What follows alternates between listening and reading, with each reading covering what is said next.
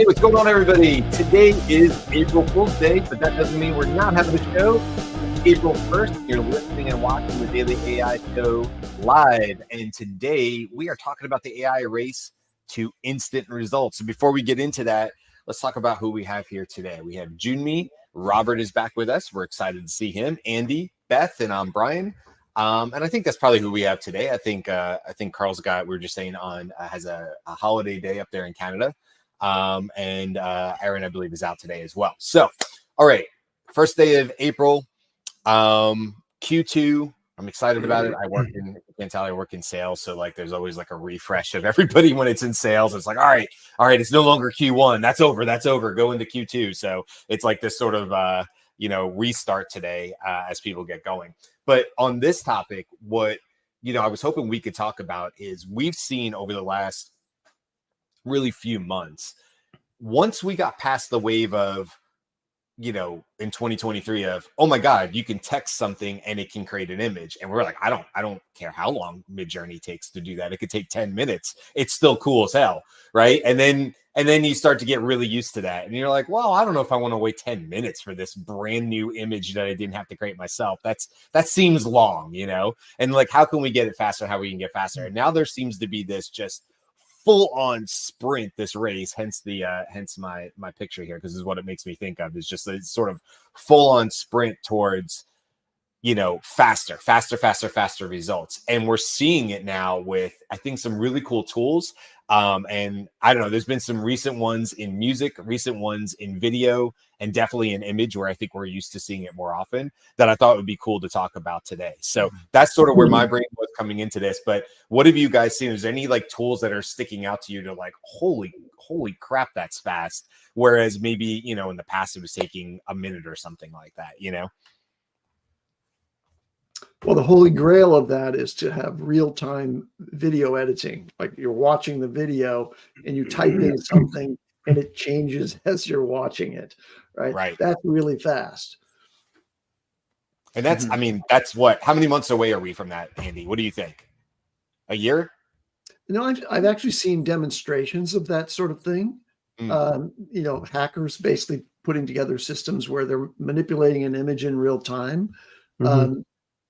But those are experiments. I would say we're probably a year away at least from seeing I think a commercial application for that. Also, in the compute power necessary to do that in real time is not accessible by everybody. So it's like, it might be doable, but whether it be accessible or cost effective is another thing. I think I found this real quick. I found this YouTube channel called Theoretically Media, and I won't play it. It doesn't matter. But like this little video that you can see on the screen, he's talking about. It was a 2-second video. So I'm like not saying this is like some movie or feature length or anything, but it created it in 7.5 seconds. Even that is really, really fast compared to where we were a year ago. Go ahead. Sorry, Robert. Well, I know, going back to your original question, real time. So I think that we're months away, not years away, from the audio being able to be responsive enough. Like when you're talking to, like I was playing with Hume.ai this morning, if you all heard about Hume, and it has some problems, but it's almost instant. Like when you were talking, it's back and forth. Just like the OpenAI's voice assistant, like if you use the app on the phone and it's ChatGPT, and you can talk almost real time, and the responses are almost fast enough to be used for conversational and chat assistance and those kind of use cases. So I think that's we're almost there. So now we're talking about instant results, maybe in the next level, which means extrapolating from your questions. It has to do some calculations, which again, we're months away from that.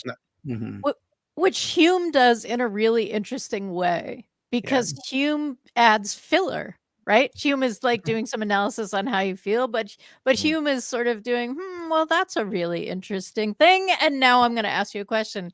And because it's sort of overemphasizing the way that it is emotionally speaking, you can hear the transition between like, I have expressed understanding and empathy with your thing.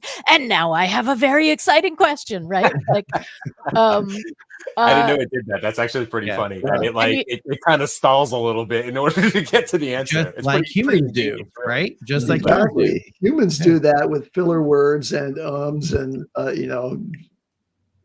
phrases that end nowhere, and then they switch over to where they really wanted to go. Phrases that end nowhere. And That's going to be on my Maybe tombstone. you, Andy, Phrases have that end one. nowhere.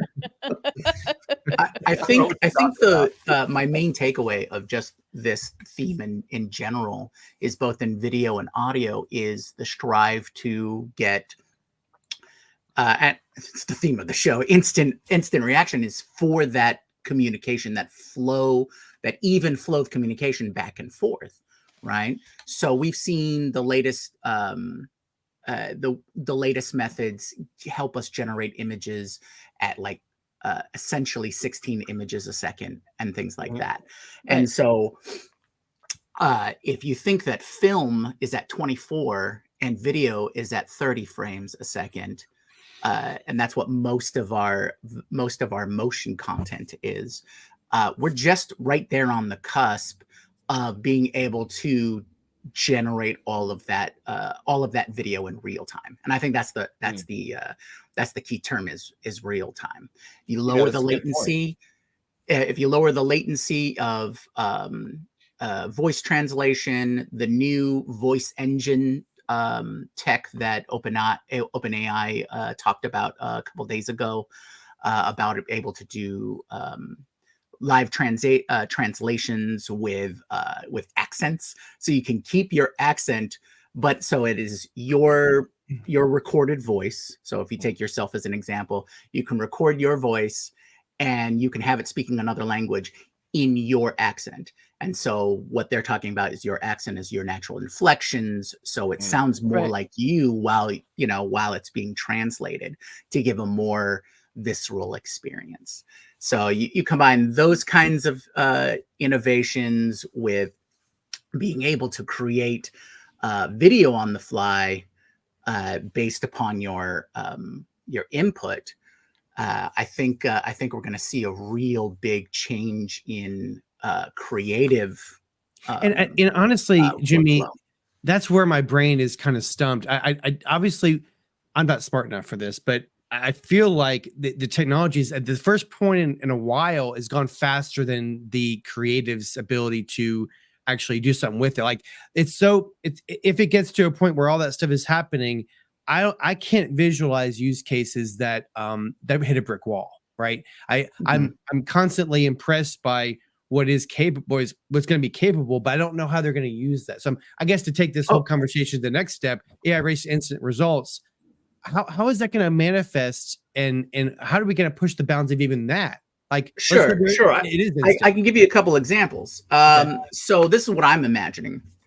Sort of like what Andy said is the whole video editing process, right? We all know that takes a long time trying to get the right, the right workflow on that. Now, some easy wins, I think, applying this kind of tech in the video space would be to, number one, we're already seeing edits made by text, right? Where we can cut out things and they'll do certain cuts and things like that. But I see a big potential for fixing, right? For example, I had to edit one of our own videos because it would cut back and forth between some mistakes we made in live stream. And so I spent a lot of time just trying to make the audio blend well and getting a good timing on our cutaways and things like that. But with generative image AI, we have the potential to tell or have as a preset, say, hey, blend these two so we don't have to have a jump cut. Right? These two are where this cut is, there's only like half a second or even less than half a second, right? And you can tell when it's a jump cut and you're like in this position and then suddenly you're on that position. Yeah. But generative AI we can say blend the difference. And then it'll, because of the way the models work, it can figure out everything that needs to be done there and just generate what it needs to fill in that jump cut. I would love that. We can have a full smooth edit. Same with audio. We can heal the audio, so to speak. And so if I have to cut here and you start high, you end low and start high, right? You can say heal that, and so there's a nice, a nice even progression there. And that's an awesome use case. yeah, and Awesome. if that can just be a one-click thing, that would save so much time in an editor's life. That's not instant results. That's just text to model interpolation. Like I want to be able to talk to Adobe Premiere and say, take these 2 videos and this audio and make a YouTube video out of it. Yeah, that's. But I think that's totally possible. It's probably a little further down the line. Right. My example is probably what you're going to see first is just like little fixes like that. But yes, and this does kind of go to one of your early statements, Robert, about the build this movie for me. Yeah. Right? That level of tech, right? That's what we're going to see eventually down the line, or some example of that. But for the creative tools that exist right now, yes, I could say, I think what we'll see a lot of, and I think what's proven this out to be a useful use case is things like Canva, right? 80% of what people will use a tool or a current tool nowadays is what can be done by Canva or Adobe Express, right? It's like, oh, we need to resize this. We need to change that. We need to cut out that background, and there's a lot of new generative AI tools that those programs have integrated so that becomes easier. So I think the thing that we're going to see is where you can fully communicate with your edit, and you'll have all of these presets. Like, this is a podcast with 7 people. Fix its color, fix its audio, make it sound as good as possible, make it look as good as possible, or based on these parameters, go click, pass through, and it just fills in all the gaps and does all the extra steps.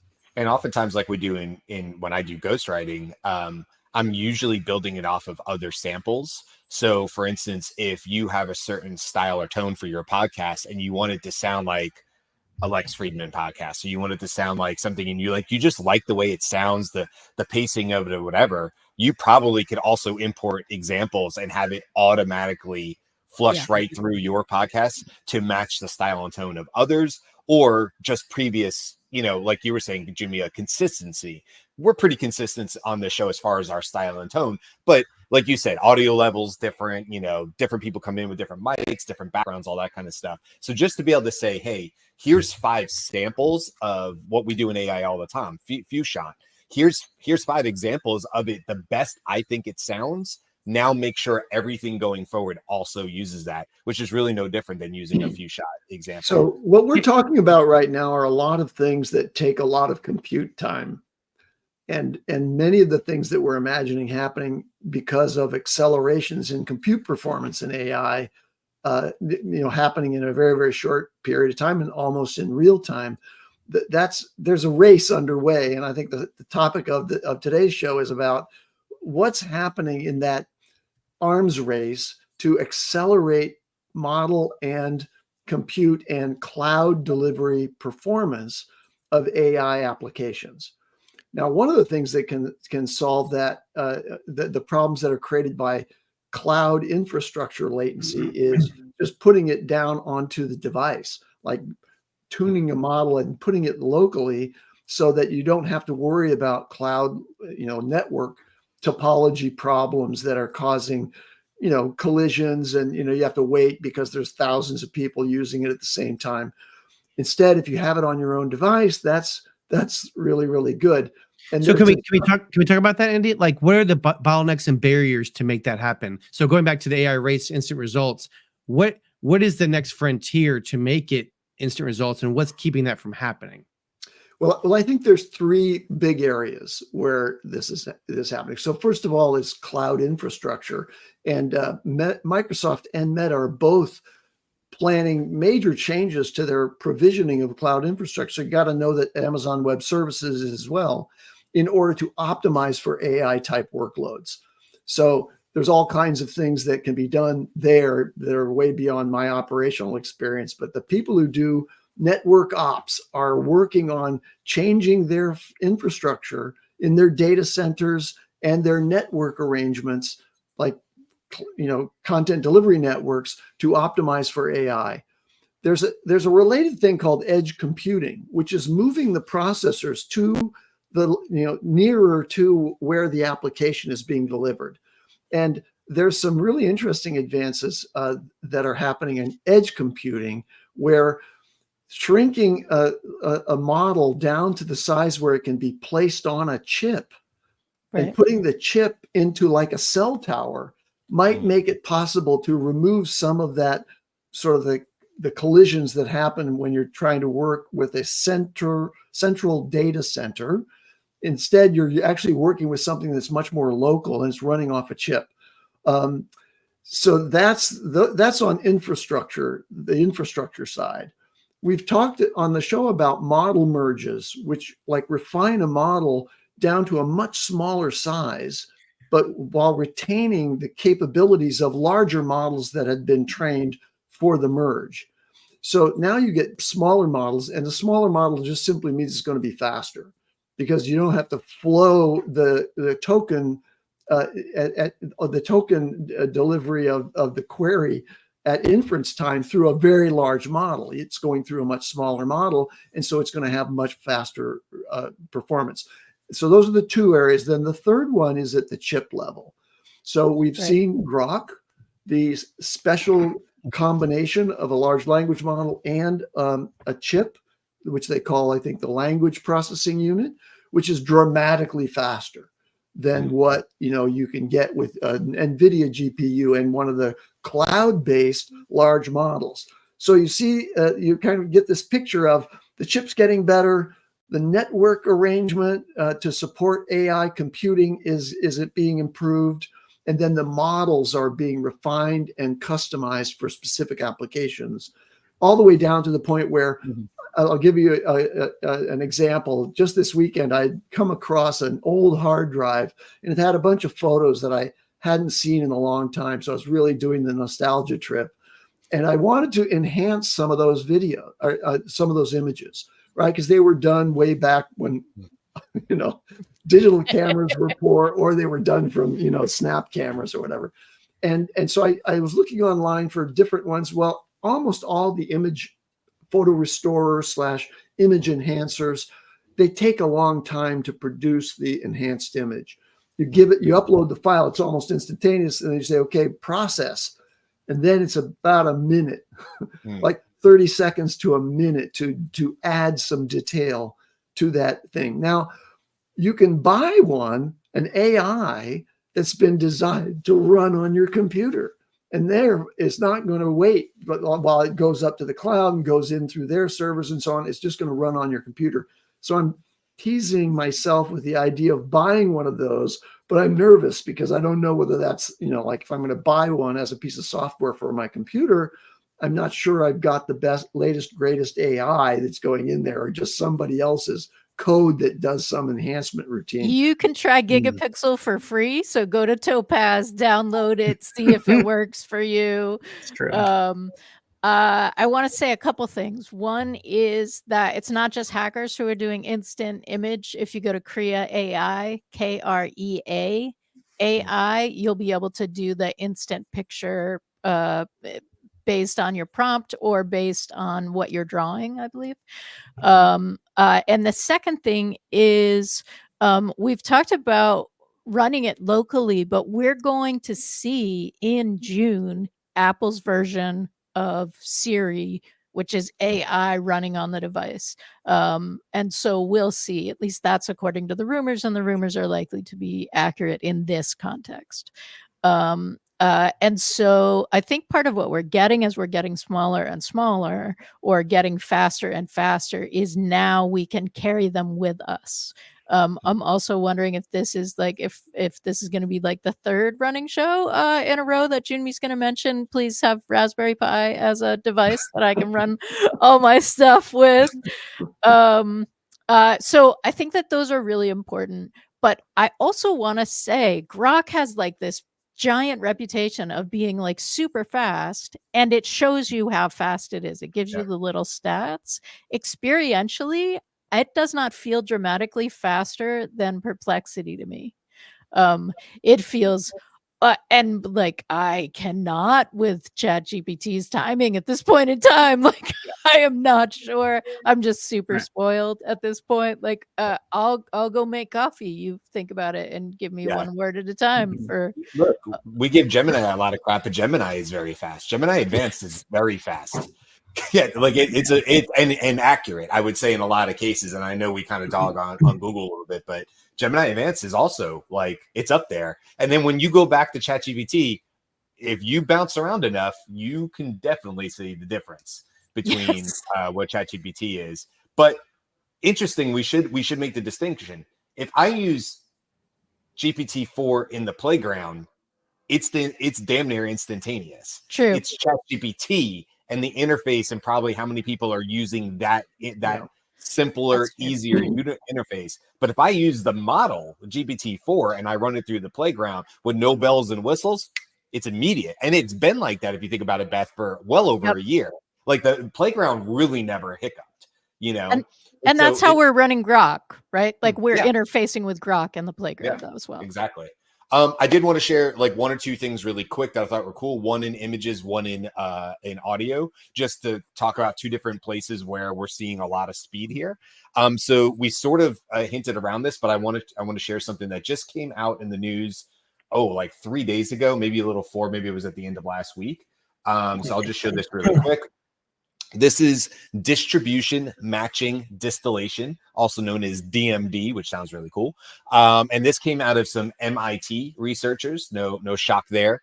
And it's kind of covered at the bottom of my screen here, but I'll just tell you, it says Stable Diffusion version 1.5 is averaging 1.4 seconds per image. And then it says RDMD, and it's covered there, but it's a half a second per image. And if I just let this run really quick, you'll see the difference. On the left of the screen, even if you're not watching this, it's showing you Stable Diffusion creating 4 images. And on the right of the screen, it's going to show you what DMD does. So this innovation paves the way for future. So before Stable Diffusion could create 4 images, DMD created 1, 2, 3, 4, 5, 6 by 1, 2, 3, 4, 5, 6, 7. So fast math on there, 42.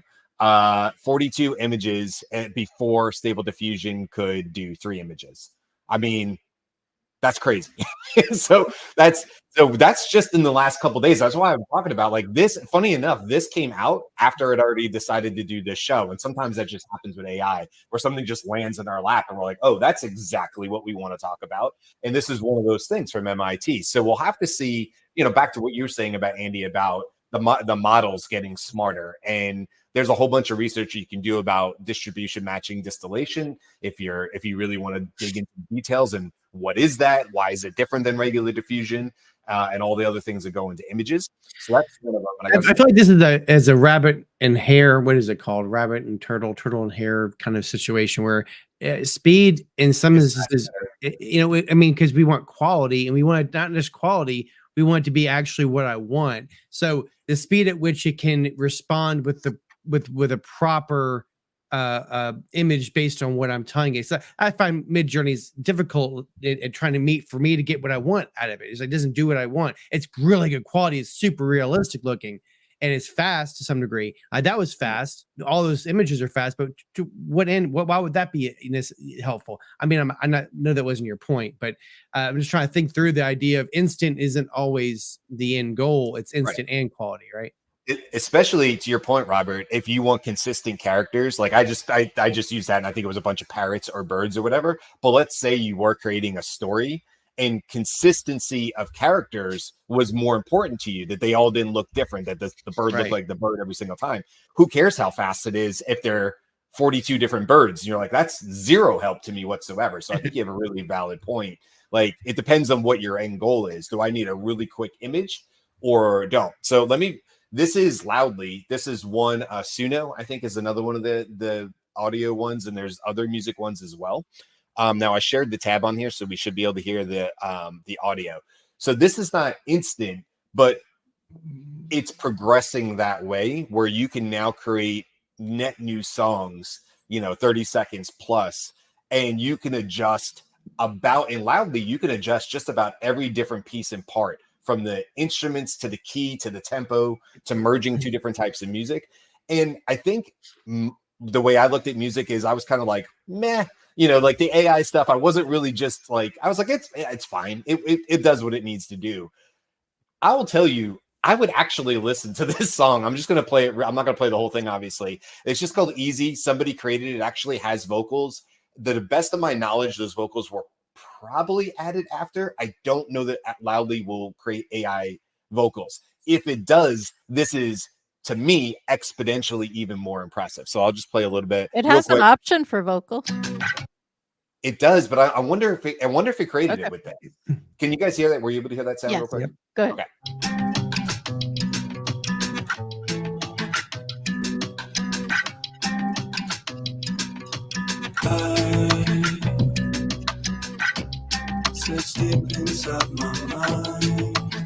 That is chill. I like it. A beat, your vibe to it, right? And then look, what's really impressive to me here too. Walking away, getting close to you. That's a long song. That's 3 minutes and 38 seconds too. Okay. All right. So I think that this is, I think one of the reasons that we feel like this is interesting and good is because the processing of pop vocals has moved toward a mechanical sound in some ways. Yep. Like I think if you and I have actually tried this, I think if you tried for a Hawaiian ukulele strum and a vocal, you can totally notice like, oh god, no, this sounds like a robot strumming. Tiny bubbles. My personal experience with that has been poor. It is like Suno, just it's terrible. If you did acoustic, if you did acoustic, singer songwriter, you're saying it won't be as good as maybe a techno pop kind of chill. So the other piece about that is that it is made for people who don't make music, right? So that you can make a song. My frustration with all of those is like, no, I want a crescendo at like minute 1. Yeah. And that kind of fine-tuned control is not. I will push back a little bit on that, Beth, and just say, like, I don't know what it took to make that song easy, right? I don't know how long that took or whatever. As far as my impression is that takes talent above and beyond the AI.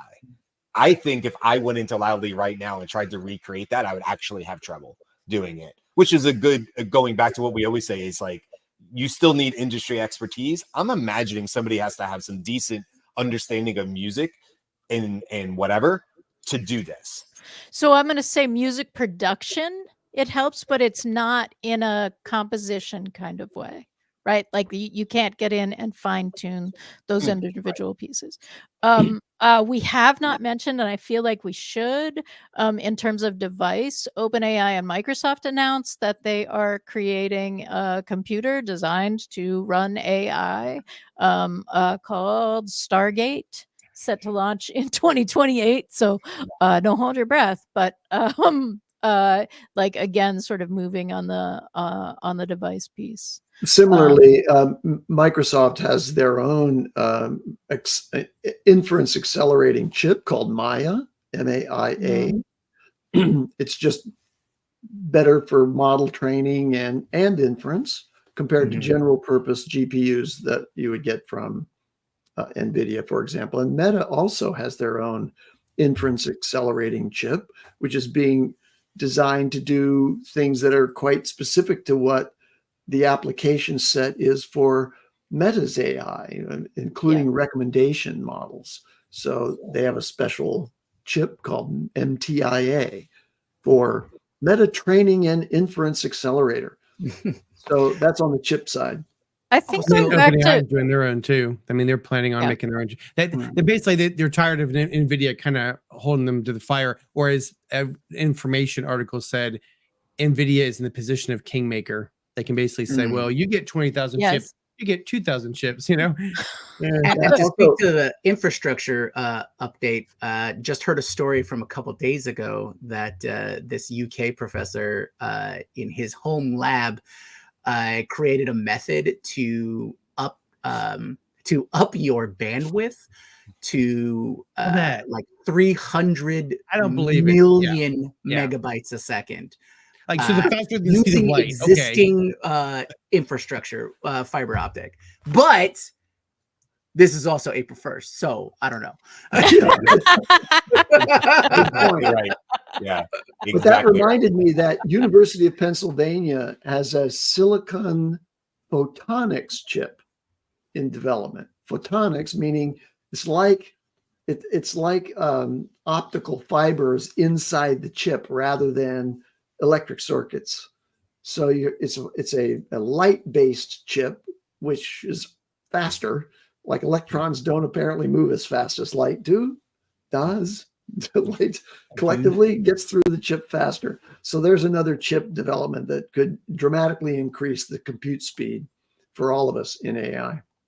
To Robert's tortoise and hare point, the faster the result is, the less you are putting in an experimental phase, right? Like this, because I did like a mega prompt kind of thing. I want you to do these steps, and I got the first step wrong, but it's like zoom. It's just like it's done a whole ton of stuff.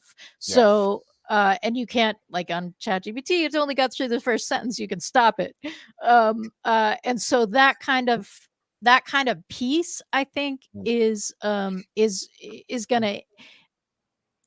require, or like you just generate a ton of nonsense, but is going to require a little bit more piece by piece experimentation so that you can build something that works. But that experimentation itself is going to take so much less time. I'm sorry, but I want to end on a song, because since we're talking about music, and since our lovely viewer is making requests, so I think this would be kind of fun. Make a song for a Sunday study session. This is Suno version 3 that was released the last 7 days ago. I think that's better than the loudly. I'm already calm. And this is not the voice, but these are pretty darn good. Or if you want a song with deep departed goldfish. I couldn't believe it, my heart. I'm sorry, that's Suno's good. Suno is good. Yeah. But again, the reason we think that's a good vocal is because that's how people's vocals are processed to sound. Because it's whatchamacallit? It's what's that tool that auto-tune that the Swiftie Taylor Swift got in trouble 4 years ago. Anyway, auto-tune. All right, on that note, Jimmy. On that note, Jimmy, take us out. We'll wrap it up here. Jen asked for more music shows, please. Yeah, absolutely. I love to. I mean, I'm such a music fan in life that I'll talk about. You can see the guitars over there. Guitars in the background around the room and stuff. I'll talk about music all day. There's really some cool stuff coming out with it. I'm interested to see as it gets even faster and faster. So look, we'll come back to this topic because really there's no way we can't, right? I mean, things are speeding up. We're getting faster results. I think, Robert, you have a great point about when is it valuable and when is it not? And I think there's great use cases for both. Jimmy was given a bunch for Adobe. I can see ones in marketing where you're getting near instantaneous, highly personalized ads on Facebook. In other words, if I had just gone to the Grand Canyon and now I'm getting ads from Delta Airlines, they may have an ad in my feed that's 100% Grand Canyon and merged together, and that will be happening instantaneously on there. And nobody else on this show would have the exact same ad as me because it's building it off of my social media feed. 1,000% that's coming. So think that's coming. So, a lot of different ways this could be used. Tomorrow we're talking about what you could be doing as a business to prepare for GPT-5 and beyond. This came out of a previous discussion. I think Ann brought it up and we said, yeah, you know what? That would be a great discussion. So what can you do as your business? It's Q2 2024. GPT-5 is coming out probably sometime this year. What can you do about it? We're going to talk about that tomorrow. Definitely. Wednesday, we'll talk about early next year, they say. Thursday, we have a fun show talking about, we're going to pick up another conversation about movies, which movies in the past got it right, about AI. I'm sure Jimmy will have a lot to share on that one. I'm looking forward to it. And then Friday, we'll have our 2-week recap show. Hey, what did we just say about AI? And maybe we'll talk more about this again on that show. Those are always fun. That's it. Keep coming back all week. And thanks for hanging out with us on April Fool's Day. Thank you, Jen, for all your lovely comments. We always appreciate it. Do not come from Taylor Swift. Uh-oh. Battle's been drawn. Line's been drawn. Robert. We can't lose Jen. Don't say anything bad about T Swift. All right. That's it. See you guys. Bye. Aloha.